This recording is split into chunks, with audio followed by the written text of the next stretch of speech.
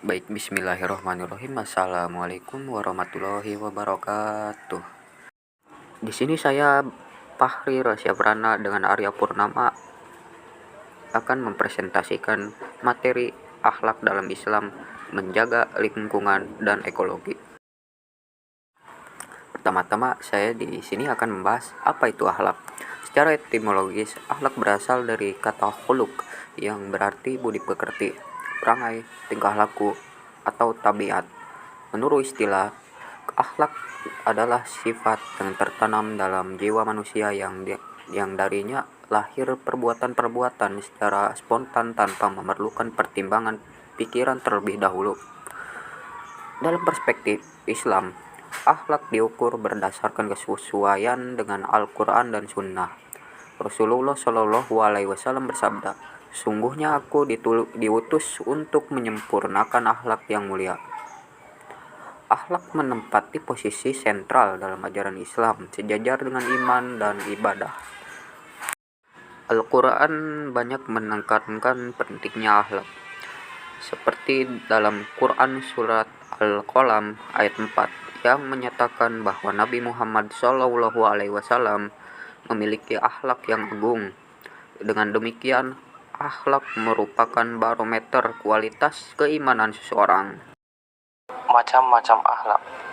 Dalam kajian Islam, akhlak dapat dibagi menjadi dua. Akhlak terhadap Allah Subhanahu wa Ta'ala berupa ketaatan, tawakal, ikhlas, syukur, sabar, dan selalu mengingatnya. Akhlak terhadap sesama manusia meliputi sikap jujur, amanah, adil, tolong menolong, menghormati orang tua, berbuat baik kepada tetangga, serta menjauhi sifat sombong, dengki, dan jalim. Selain itu, dalam ruang lingkup yang lebih luas, akhlak juga meliputi tanggung jawab terhadap masyarakat, bangsa, dan negara yang mencerminkan sikap cinta tanah air, menjunjung persatuan, serta menjauhi tindakan merusak dan merugikan orang lain. Faktor yang mempengaruhi akhlak. Beberapa faktor yang mempengaruhi pembentukan dan perkembangan akhlak antara lainnya adalah lingkungan keluarga. Dalam keluarga, akhlak lahir terutama dari pola asuh. Anak cenderung meniru tindakan yang mereka lihat lebih sering daripada nasihat yang mereka dengar. Konsistensi orang tua, suasana emosional rumah, cara sebuah keluarga menyelesaikan konflik, serta kualitas komunikasi sehari-hari menjadi fondasi awal. Kebiasaan kecil seperti bagaimana anggota keluarga meminta maaf, menepati janji, atau menghargai waktu, diam-diam mengalir ke dalam karakter. Lingkungan masyarakat. Dalam masyarakat, akhlak dipengaruhi oleh norma sosial yang berlaku, tokoh panutan, dan tekanan kelompok. Manusia selalu membaca aturan tak tertulis lingkungan. Jika sebuah komunitas menekankan gotong royong, jujuran, atau sopan santun, nilai itu cenderung mengakar kuat. Jika lingkungan lebih longgar atau permisif terhadap perilaku negatif, akhlak bisa tergerus. Situs kehidupan sehari-hari, warung, sekolah, masjid, media lokal menjadi tempat pertukaran nilai yang tak pernah berhenti.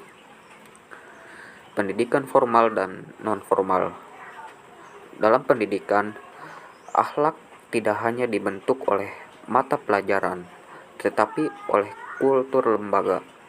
Guru yang adil dan tegas, tata tertib yang ditegakkan secara masuk akal, dan lingkungan belajar yang menghargai usaha lebih daripada instan akan menanamkan nilai moral yang kuat. Sekolah sering berperan sebagai laboratorium karakter, tempat anak berlatih bertanggung jawab, menghormati perbedaan, dan bekerja sama. Pengaruh media dan globalisasi. Media dan globalisasi menambah lapisan yang lebih kompleks. Paparan konten video, berita, iklan, dan budaya global memperluas cakrawala. tetapi juga membawa nilai yang bisa berbenturan. Ritme cepat informasi membuat standar moral bisa berubah lebih cepat daripada generasi sebelumnya.